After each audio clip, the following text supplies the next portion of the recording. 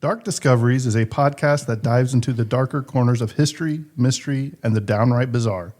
We discuss real events that may include graphic details, adult themes, and strong language.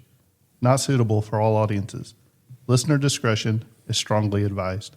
We're here to inform, entertain, and maybe make you laugh nervous in public, but never to glorify the criminals or make light of their victims. Our research is thorough, but hey, we're not perfect. We don't claim to be historians, so if we get something slightly off, blame Jimbo. All opinions are our own, and sometimes even those are questionable.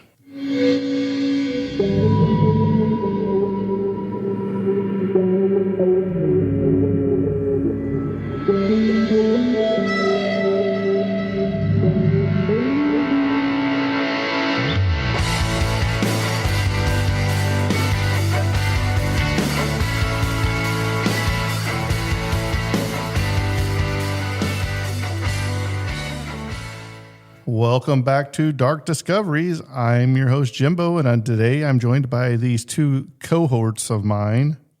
Cohort? What the heck is a cohort? Cohorts, that's what I say, not you. Don't be stealing my lingo, Jimbo. Well, I'm Jackie. And I'm Dustin.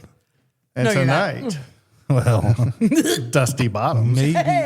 maybe a little mentally deranged, but we go by Dustin. So tonight, Jimbo went down a trail, let's say an Oregon trail. Oh, If you remember what that is. I'm sure Dustin Oregon doesn't. or Oregon? Oregon. Oregon. So I've titled this episode, Press Start to Kill, the Dark History of Video Game Murders. so we're not dying of dysentery. I wish I would have had that queued up to play the sound when Mario gets the star right there. Dusty,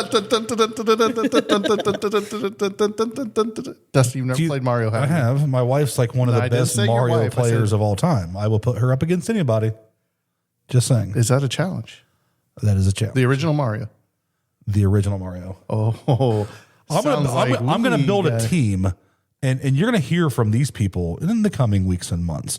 My wife, one Alex Stiff, and one Christopher Morrison. That will be my team to take on anybody you want to come up with. I don't play video games, so you guys win. Okay, well, I'm going Have fun. with Stephen Hawking because he's got some hacks, I'm sure. Isn't he dead? Still better than your wife at Mario. Oh. Hey, give me Elon Musk, baby. Oh, no. These are people I know, Allegedly. not people that I want to All right, know. Dustin. So I gave you. Elon Musk sponsor us. I'll drive a Tesla if you give it to me. I gave you an assignment, Dustin. What are the top 10 video games of all time? See, you didn't tell me we're starting with that. Surprise. Buy a cheap laptop. They work so good. Well, we'll go over to Jackie. Jackie, have you ever played video games? And if you did, what was your favorite one to play? I never really got into video games. My older sister was huge into it. Like, I mean, I played Duck Hunter growing up. Oh, 'cause nice. I loved the dog. It was so cute. We had like the Nintendo 64, so I played a little bit of Mario, but I don't know. My brain and my hands can't quite do the whole not look and like push button thing. Me and so. Dustin were playing the new season of Fortnite the other night because the Simpsons are in it. Yes. His hands and brain don't work either because Right. it took us, no kidding, Dustin, how long did it take us to get you to be able to It talk took to us?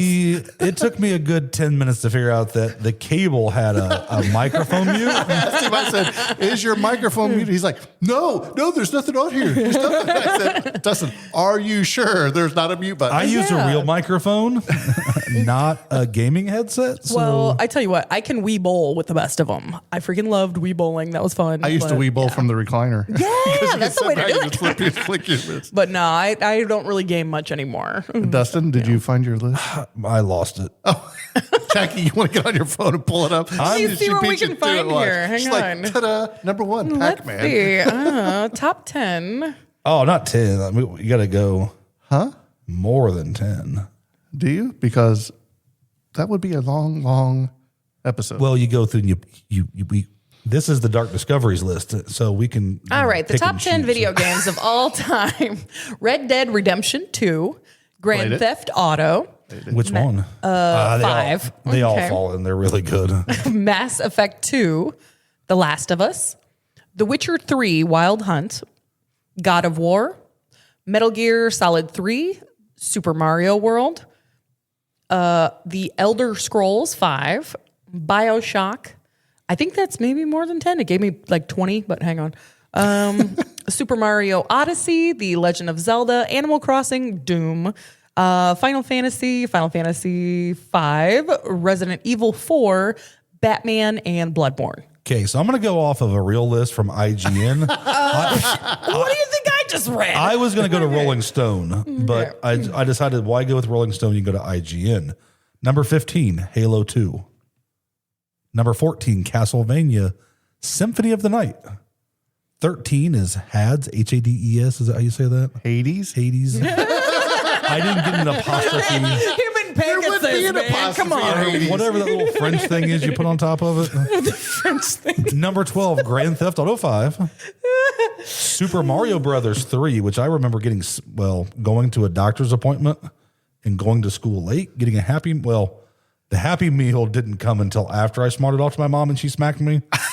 And it left a red spot on my face. So she's like, all right, go get you a video game. I'm getting you a Happy Meal. You're not going back to school today. So she bought off her punishment on you. Yeah. Disco Asylum, Half-Life 2, Red Dead Redemption 2 at number 8. Number 7's Super Mario 64. 6 is Mass Effect 2. 5, Super Metroid. Number 4, Legends of Zelda, A Link to the Past. 3's Portal 2.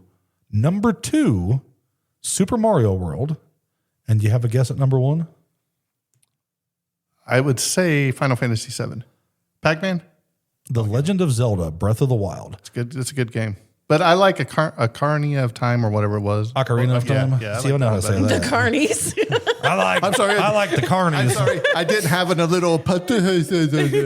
Honorable mentions, 28th, it gives Tetris. 29th, Why are Doom. we doing 30? Honorable mentions. Jeez, we consider it honorable mention all night long. Yeah. Let's see here. Should I mute his mic? No, because I would have five numbers ago. I'm just going to go through because there's like really good games that aren't going to make this list. Like, you know what? One of the best selling games on Nintendo 64 was? GoldenEye? Not GoldenEye. But it was. GoldenEye like, is the highest, but like the second highest or one of the longest selling games on Star Nintendo Fox? 64 was WCW NWO The Revenge. Yep. That was one of the highest selling games of its day. See, I knew this was going to be a good topic because he won't shut up. And the bad thing is, like, This is foreign to me. I don't understand anything that's happening. 61, Batman Arkham City, and you're going through like Call of Duty 63. 61? Jesus, stop, dude. Stop. We got it. Hey, wait a minute. Dustin, what number is 67? 67, you mean? Mm-hmm. 67 was Silent Hill 2. Did he not get the joke at all? I don't think he did. I don't think he understands I'm not giving. 77th was GoldenEye. All right, we're moving on. Of Dustin. all You can time, sit here and talk to this GoldenEye. about your wife. Are you ready? So here we go. Let me start the episode now. Tony Hawk's Pro Skater 2 is 86. Oh my God. I don't like this list. Like all these good games. Will you shut his laptop down? If I could reach got- it. Okay. All right, here we go. So obviously, as you can tell by these lists and everything, that video games, a lot of them have been blamed for society's darker impulses, if you will. I think it's bad parents wanting to blame something. I think it's parents that slap their kids and then go buy them a Happy Meal, buy them a video. Hey, wait a minute. All right. Hey, the cavalry's riding at dawn to your house and we're burning that bitch down. So you do not say anything foul or mean about my mother. But your sister's fair game, is that what you said? My sister is a ginger. She is fair game. Hey now. But my dang mother is the salt of the earth. So And your brother, he seems like an all right guy. we're not going to go there. Okay, because he probably listens, don't he? He listens, so I can't give him right. too much shit. So from the moral panics of the 1980s, which we'll talk about in a future episode with the satanic panic happening there, to modern debates over violence in media, each decade brings new headlines warning that the line between fantasy and reality is blurring. But what happens when that line vanishes entirely? I mean, you look now, you've got virtual reality, Yeah. which some of that stuff looks so real, you don't know if It's you're scary. Yeah. in real life or not. So tonight on Dark Discoveries, we're going to explore the disturbing intersection between gaming and murder. These are the cases where controllers were replaced by real weapons and where the virtual world spilled into the real one with deadly consequences. This isn't about PP, as I would say for Dustin, which is pixels and playtime. It's a story about obsession. It really went a different way. I'm going to be honest. I was a little concerned for us, James. I was thinking PP. I'm like, that's Pepe's, and that's a horrible Mexican restaurant. Man, like, I didn't have the little trash. French thing on top either. Pepe. It's a story about obsession. Speaking of Pepe, let me tell you this quick side story real quick. So I was a supervisor at a warehouse, right? I had like 30 people under me. And I had found the Pepe Le Pew. It was a gray hat with Pepe Le Pew right here. Love it. Oh, I loved it, right? Because he's like one of my favorites. Pepe Le Pew was amazing. The day I got it, I wore it into work. And I get through the door and they said, "Hey, Jimbo, you need to come with us. Oh, You got a that's sexual harassment class." And I had a Pepe Le Pew hat on. I thought you were going to say they fired you. Oh, no. Okay, that's fantastic. Okay, back to the video games. It's a story about obsession, psychology, and the human need to assign blame when tragedy strikes. From the courtroom to the console, this is the story of the so-called, quote, video game murders. So there is a video game that made me want to commit murder. Echo the Dolphin. I could never figure that out. That would probably put me in a fit of rage if I played it today. That's because you can't swim. That I would do unspeakable things to somebody because I'd be so enraged. Better than the dolphin. I cracked myself up. Don't fall out of your chair. Okay? We don't need another chip, too. I'm good, right? No kidding. Oh, God. So the idea that video games could make people violent isn't new. In the early 1990s, America was in the midst of a cultural transformation. The Cold War had ended, cable television was booming, and a new form of entertainment was capturing the attention of young people everywhere: home gaming. Games like Mortal Kombat. Do you remember Mortal Kombat, the original? I didn't like it because I was too young to know all the cheat codes. I was more of a Street Fighter My fan. mom wouldn't let me have it, so we went and got it from Blockbuster anyway. Wait, we were playing it, and you're substantially older than I am. Yeah. So when did the first one come out? Look it up, but I think it's like 19. We played that stuff like on maybe? okay, so yeah, okay, that makes sense 90? because Maybe somewhere we were in there. playing it in the 90s and early 2000s. I want to say between 88 and 90, 92, somewhere in there. But I like Street Fighter on Super Nintendo. Just because original Mortal Kombat. 1992, October 8th. Hey, that's right around my birthday. So let's see here. So Mortal Kombat and Doom. Do you remember Doom? yes, Not the movie with The Rock. 'Cause that I was worked terrible. all summer to buy a Nintendo 64. I mowed yards a whole summer to buy a Super Nintendo, and the game it came with was Doom. So I played Doom because I didn't have any. I spent all my money. I played Doom a whole winter. You poor thing. But, those two games, they were like nothing that the parents had ever seen before. They're so used to like, what was it? Pac-Man and Q*bert and all that stuff. So blood, gore, and ultra-violence became part of the selling point. Politicians like good old Joe Lieberman, you remember old Joe Lieberman? And organizations such as the Parents Music Resource Center began calling for regulation. But it wasn't just fear of violence, it was fear of control. Adults didn't understand how a game could pull a child in for hours at a time. It looked like an addiction. It felt like brainwashing the child. And what's Monopoly? Because that takes hours and hours and hours, if not days, to play. You know what else What's is taking the hours and difference? hours? This episode. Hey, you said you want this to be a standalone. I'm doing my I job. said it's going to be a standalone regardless how much you talk, Dustin. But, after all that, then what happened in 1999, Columbine, the high school, the massacre in 1999. So that just escalated things and panic erupted in You America. still can't wear a trench coat. Yep. So after the shooting, early reports claimed the perpetrators were obsessed with Doom and Wolfenstein 3D. They allegedly modeled their attack after first-person shooters. The press didn't question the claim. It became gospel. Politicians blamed gaming for creating, quote, real-life killers, and parents found an easy target for their grief. The truth, of course, was more complicated. Investigators later found out that the shooters were far more influenced by personal resentment, isolation, and mental health struggles than by any video game. But the damage had already been done. The myth of the video game killer was born. It's easier to blame an inanimate object than to look at the real cause. Right.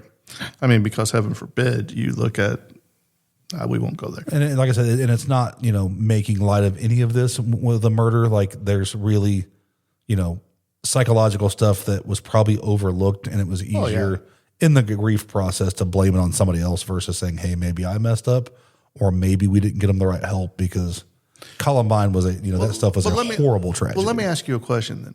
So they want to blame video games, but how long had horror and violent movies been out? I mean, the 80s had Friday the 13th, Jason, or Freddy, Nightmare on Elm Street, Texas Chainsaw Massacre in the 70s. You had Natural Born Killers. I don't remember. That came out in the 90s, I think. But stuff like that. It's just easier to blame something else that you're not into. Something that's new, I guess, than new. I'm sure there was a string of probably something similar. You had Satanic Panic. You had probably something before then with Hollywood, but it's either got brushed under the rug or didn't get enough traction. Right. So in 2003, were you born yet, Dustin? Yes. Jackie, were you born yet? I wish I was born in 2003. Yeah, I was born. Okay, we want to make sure. I've been around for a minute. I know you guys are younger. My knees would still be good in 03. But in one of Dustin's favorite places, Fayette, Alabama. I graduated in 2005. Oh, okay, so she's a little older. Yeah. Fayette, Alabama. What's yep. it close to? Because I have no clue. We like Talladega, Alabama. Florida? I don't know. But an 18-year-old named Devin Moore was arrested for stealing a car. While being booked at the local police station, he suddenly attacked, grabbed an officer's gun, and fatally shot 2 policemen and a dispatcher before fleeing in a police cruiser. When he was caught, he reportedly said, quote, "Life is like a video game. You have to die sometime." Not a box of chocolates, huh? No. Prosecutors claimed that Moore was addicted to Grand Theft Auto Vice City, a game where players steal cars, attack police, and cause chaos. To them, the connection was obvious. The case made national news. But during that trial, defense psychologists testified that Moore's violent outburst was not the result of gaming. It was rooted in childhood trauma and dissociative episodes. He had suffered years of abuse and mental instability. So there again, they're trying to blame something on that without looking at the real problem. And I think that problem still exists today because a lot of these kids, they don't treat people with respect. Well, let's be honest. Some kids need to go outside and touch grass. Okay, Yeah. because Yeah. they But a lot don't of ever go outside. They're always on their phone, tablets, whatever. You have kids. I have kids. Yeah. Yeah. When I would punish my kids at home, Take away the you stuff. take away a phone or a tablet. My son, if he got in trouble, and he every morning he would come in there and he'd go, "Dad," I'd be asleep. Dad, can I play a video game? Dad. I said, "Go back to bed. Come back later." 5 minutes later, Dad, it's later. Can I have it back? What can I do to get it back? Anything to get it back. They are addicted to this stuff. It's I think a it totally goes back different to the generation. structure at home and people allowing the technology or the video games to become a babysitter. Yeah. They lack that human interaction on how to treat people. And that's really Let's face what's pushing this. Well, let's actually face the facts, though. A lot of these kids come from broken homes, too, where there is only one parent, and that parent may be working. So what better way to know that your child's going to be home and safe? If you hook him up to a video or her up to a video game, let them play that. They're going to get lost in time, and they're not going to go out and do stupid stuff. They won't. And then They'll probably forget to eat or go to the bathroom, put deodorant on. But the thing with that is if it's still a good parent, they can play that. But then when you're home, the game's off, you're still teaching them the values and the life lessons versus just letting that be their whole identity. Right. So still the narrative stuck in this case. The families of the victims filed a civil lawsuit against Sony, Rockstar Games, and retailers claiming Grand Theft Auto inspired the killings. The lawsuit was eventually dismissed, but it fueled another round of moral panic. Was Devin Moore really influenced by a game? Or did a troubled mind find comfort in a world where violence was a language he already knew? So the following year, another tragedy hit headlines. In 2004, in Leicester, England, 14-year-old Stefan Paccara was murdered by his 17-year-old friend Warren LeBlanc. Stefan had been bludgeoned and stabbed.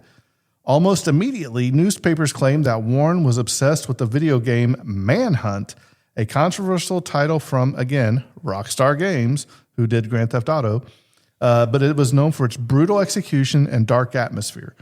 The media reported that police found a copy of the game in Warren's bedroom and that he had, quote, reenacted a killing from it. Outrage followed. Politicians called for bans. Retailers like Game and Dixon's pulled Manhunt from their shelves. The British tabloids declared the case as proof that games could train children to kill. But the truth didn't fit the headline. Police later confirmed, once again, the copy of Manhunt was found in the victim's home, not the killer's. There was no evidence that the game influenced the murder.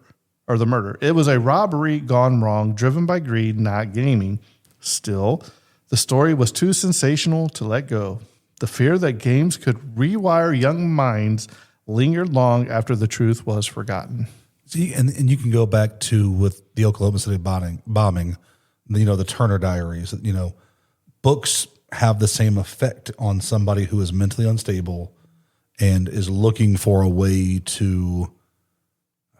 It's sad that they're looking for a way to be immortal, and if you do this, it makes you become larger than life, and it leaves something behind that sticks to you, no matter how bad. Because like you're getting on the right track, that it's upbringing, mental health, not the game, but you can do that, like you said, movies, books, video games. You'll find that inspiration anywhere. Yep. Road rage on the highway. Oh, what'd you do? Well, I seen it happen on the highway. Dustin driving here today. So here we go again. So by the late 2000s, games, they're evolving. Video games are evolving. You can like the first video game was Pac-Man. You're back there, ding, ding, ding. And then the Nintendo comes out, and you're like, "Oh my god, this is the best graphics 1985 ever." Christmas. Yes, I had it. It looks I had so the Sega real. CD, a Sega Genesis, a Nintendo 64. Wow, this Nintendo 64 is 3D. 5. It looks so real. Oh yeah, I remember getting the PlayStation 2 and playing Madden, dude, and I was like, they have eyeballs, because the old man just had, it was just a helmet you couldn't see. But not only that, but now in the early 2000s, they're going into these massive online gaming where you're meeting strangers and peoples and doing guilds and challenges and all that. And that's where it's really getting out of control. We talk about it. So players, you could create your own character, explore vast landscapes, and live entire digital lives. If anybody's ever seen the movie Ready Player One, it's a good movie, but you could watch that. It's pretty scary because we're almost there. But for some, these worlds became escapes from depression, social rejection, or trauma. But for a few, the line between avatar and identity blurred dangerously. In 2010, so 15 short years ago, in Jacksonville, Florida, a 13-year-old boy named Noah Crooks shot his mother while she sat at her computer. Investigators found that Noah had spent countless hours playing violent shooters, particularly Call of Duty. He later told police he had planned to kill himself afterwards, like in the game's death screen sequence. Psychologists warned that Noah's sense of reality had fractured, that he had detached from consequence, but they also emphasized that video games alone couldn't explain such behavior. They were a symptom, of course, but it's not the cause. In Japan, a 2004 case known as the Nagasaki slashing saw a 12-year-old girl murder her classmate after hours spent in online chat rooms modeled after murder mystery games. Media dubbed her, quote, Girl A, and speculated she was inspired by gaming, but like so many of these other cases, the root cause was psychological, social isolation, bullying, and untreated emotional distress. So after every tragedy, society seeks simple answers. Violence in art, whether film, music, or games, as Dustin talked about, often becomes the scapegoat. It's easier to condemn pixels than to face systemic issues like mental illness, gun access, or cultural alienation. But decades of scientific research have constantly failed to prove that video games cause real-world violence. The American Psychological Association acknowledges that while violent games can increase aggression in the short term, they do not create killers. So I ask you, why does this myth persist? Because it's comforting. When a parent loses a child or a community faces senseless violence, the idea that there's a tangible cause, a game, a song, a movie, feels easier to grasp than chaos itself. Games become a mirror for society's fears. Each generation finds its villain. Comic books in the 1950s, rock music in the 1980s, television in the 1990s, and video games in the 2000s. There are, however, moments where gaming obsession becomes entangled with tragedy, not because the games caused violence, but because they amplified underlying mental conditions. In 2012, in Thailand, an 18-year-old taxi driver was murdered by a teenager attempting to reenact a robbery from Grand Theft Auto 4. The teen confessed he wanted to see if it was as easy in real life as in the game. The Thai government swiftly banned the entire franchise from their country. In 2007, a South Korean man collapsed and died in an internet cafe after playing StarCraft for nearly 50 hours straight. His death wasn't a murder, but it raised questions about the nature of addiction compulsion within gaming culture. I mean, me and Dustin are playing Fortnite right now, and what's the first thing on Dustin's word? Man, I'm going to have to play a lot to unlock all these kids, right? It's a great business concept for them because, you have 30 days to unlock all this until it's locked away forever. Right. It's your own. Grab it while you can. So they'll get me for a month, and when The Simpsons go away, unless Bob's Burgers pops up next, I'm not going to touch it for another, 2-3 years. So then there are cases where virtual conflict becomes real. In 2017, an online feud between Call of Duty players in Kansas led to deadly swatting incident. Swatting is a prank call that sent armed police to an innocent man's house. Andrew Finch, the man targeted, was shot and killed by responding officers. The gamer who initiated the call was later sentenced to prison. Because it's just pieces of crap are going to find a way to be pieces of crap. I mean, no matter if it's a video game or just in society, they're going to be crap. But in that case, no pixel drew blood. But the chain of events were undeniably born in the digital world. So in order to understand these crimes, we have to examine not the games themselves, but what they represent. Games offer control, progress, and identity. They reward persistence and punish failure. For someone struggling with trauma or alienation, games can become an alternate life, a place where they are powerful, respectful, and in control. Dr. Patrick Markey, a psychologist and author who has studied gaming violence for over 2 decades, notes that the vast majority of gamers, even those who play violent titles, are less likely to commit violent crimes than the general population. Games, for most people, serve as emotional outlets, not triggers. But when combined with isolation, narcissism, or psychopathy, that sense of virtual omnipotence can distort perception. In rare cases, individuals began to see life as another game, one without real consequences.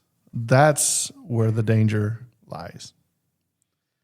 A disturbing trend among certain online communities is the gamification of real-life cruelty. Some forums and dark web spaces began using, quote, points to track trolling, harassment, or even acts of violence. In these environments, empathy erodes, the world becomes a leaderboard. The Christchurch shooter in 2019 referenced a video game aesthetic during his live-streamed attack, deliberately using the format to attract attention from online extremist circles. It wasn't that games caused his radicalization, it was that he used their language to frame it. Reality itself had become a perverse game. The boundary between play and performance is shrinking. Social media metrics like followers, subscribers, mirror game mechanics. And in that ecosystem, violence can be gamified just as easily as victory. We've all seen that, Dustin, like TikTok. You look at look at the views. Oh, I'm going live. I got 1.2K. Hey, subscribe to my channel to get more content. Hey, you want a subscription? Hey, give $10. You can subscribe and see all my other content. We're an obsessive society, and we're going to find something to obsess over. whether it's drugs, alcohol, video games, TV, movies. We're going to find something, and not all of it's bad to, for you to do. It's just a small number, that really take this too far. Yeah. I mean, Jackie takes it way far. You know me. Yeah, she's not got a video game. I mean, like right now, she's not even part of this podcast. She's playing a game on her phone. I think she's playing Dr. Mario. You know me. So, despite decades of blame, the conversation around video games and violence has evolved. Today, many psychologists view gaming not as a cause of aggression, but as a reflection of human storytelling, interactive narratives that explore heroism, struggle, and survival. Games like The Last of Us, Spec Ops: The Line, and This War of Mine force players to confront morality of violence. They don't glorify it, they question it. Meanwhile, gaming communities have become source of comfort and connection for millions. During the COVID-19 pandemic, titles like Animal Crossing and Among Us became social lifelines. The same technology once feared for isolating people is now bringing them all together because they weren't allowed to leave their house. I'm still trying to figure out Animal Crossing. I don't think I've ever seen anybody play Animal Crossing. But it was like the biggest thing. Yeah. It's like Animal Crossing and Joe Exotic. That's what we take out of COVID. Violence in art will always exist because violence exists in life. What matters is not the medium, but the meaning.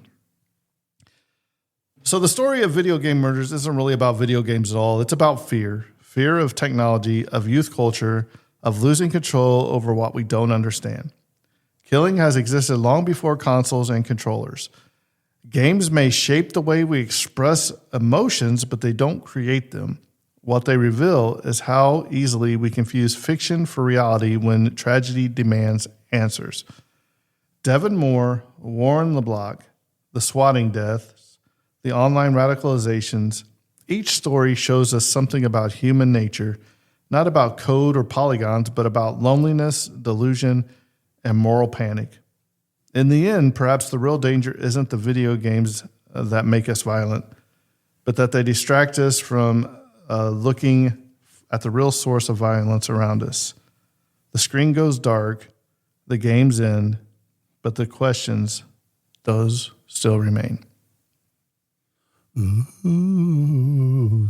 So, Dustin, Spooky. I think that we should put out right now, if anybody would like to play Fortnite or any other games with Dustin and Jimbo, you can reach out to us. We will gladly team up. Dustin's terrible. I'm telling you, he can't even aim you gotta right. carry us. You know what I mean? Yeah. Well, I mean, I'm all right. I do a little okay for myself. So I play Apex Legends. I play Fortnite. A little Rocket League. I'm not very good at it. Stuff like that. Yeah, for like 2 hours of total gameplay. Well, remember that. Well, okay. Just remember that if you do message us to play with us, you got to give Dustin an extra hour just to figure out how to get into the lobby and how to unmute his mic. Hey, it's not my jam, but hey, it could be. So, Jackie, do you have anything, Dad? No, I'm good. She's like, I don't like video games. Well, I thought maybe she had a missing child for this episode, but Oh, well, that you could have said. Jeez, man. I thought you were going to spit to, what's your, or we already kind of did that. What's your favorite video game of all time? what's your favorite video game movie? Wreck-It Ralph. Aw, my No, kids but like that's that not a one. video game. Is that a movie. real video game, though? No. Well, I mean, they probably made one, but I mean, what's your favorite video game that was a video game first that turned into a movie? See, now I get look at A video game first that turned into a movie. I like that. Is it Resident Evil? Oh, yeah. that one. Yeah, so Mario was a pretty good movie for a kid. Which one? The new Super one. Mario Brothers back in the day? No, that was a TV show that we used to watch. No, it was a movie. I know they had it too, but I think the TV show was better than the movie, in my opinion. But the new Mario movie was actually pretty good.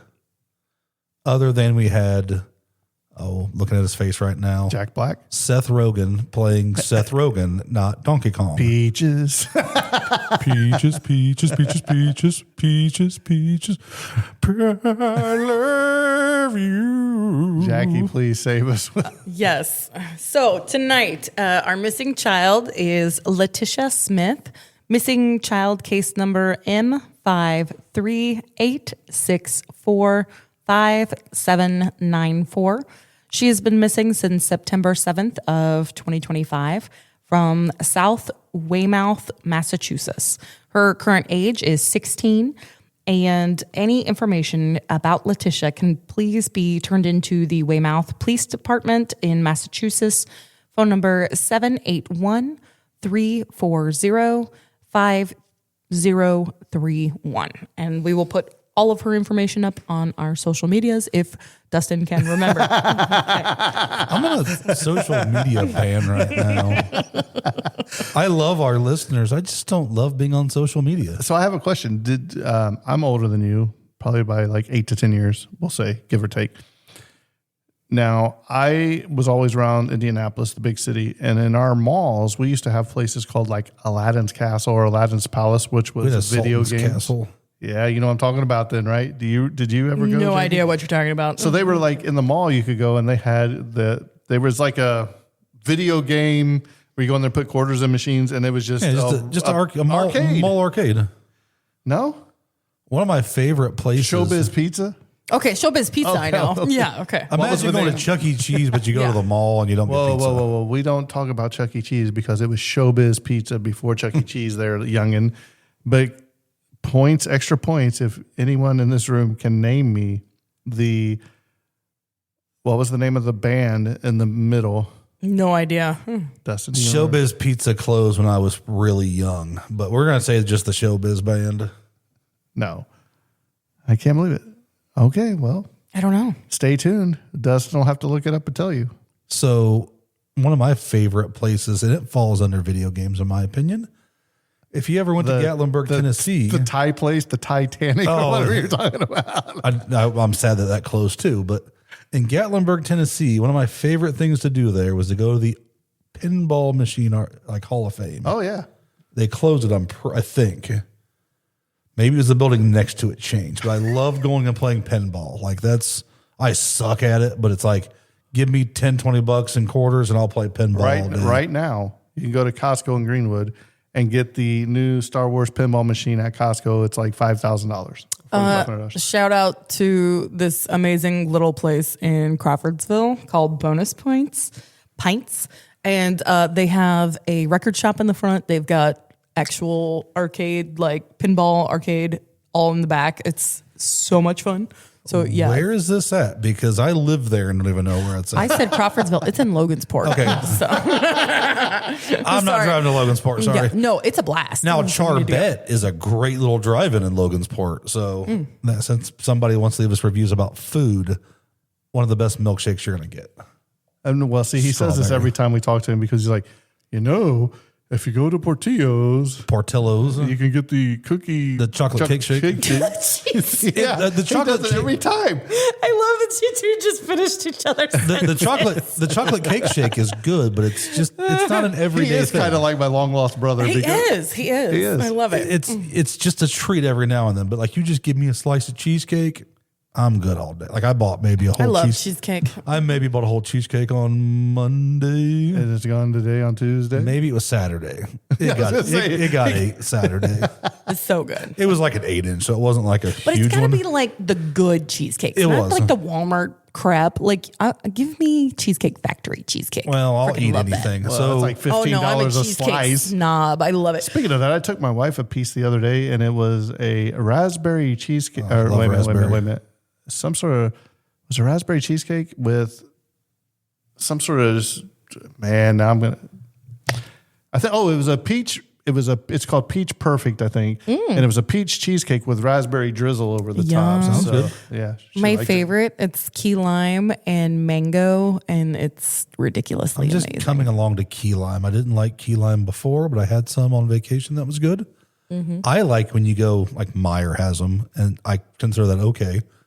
Like the variety pack of cheesecake, where there's like two of each size. Somebody may have brought that to our house on the 4th of July a few years back, and they didn't take it out of the fridge and left it. And I had every piece of it. It was delicious. All right, Dustin, where can they find us on the social medias? Pretty much anywhere you want to find us will be Dark Discoveries or Dark Discoveries Pod, whether that be Facebook, Twitter. I don't know if we have X. Twitter. I don't even think we have Twitter. Instagram and TikTok. We may start going live on TikTok. We're not on these days, Instagram, though. I don't even know what it is. We got Instagram. Like I said, I'm on a social media break, but eventually it's hard enough to put your voice out there, but we're going to start putting our faces on TikTok at some point because it is garbage to an extent, but it gets you a lot of exposure and it will help this community grow. So there are good things on TikTok. It's just, I don't know. I like not being on social media a lot. All right. This has been Dark Discovers. Where? Wow, Dark Discovers. Can you get your EpiPen? Because I think he may be having an allergic We're talking reaction to about something. cakes I got you, and buddy. pies and everything. He's misspelled so much stuff reading today. I thought it was me talking. I misspelled so much stuff reading. Is that what you just said? Mispronounced, You better get a misspelled. second EpiPen. Good thing I have two, guys. We're in good shape. So. Somebody was Let's up go too celebrate late. with Jackie with a bag of peanuts. And we'll No, I only have two. try this again. Okay, where are we? This has been Dark Discoveries, Where the deeper you dive. The darker it gets. and we're all out of quarters.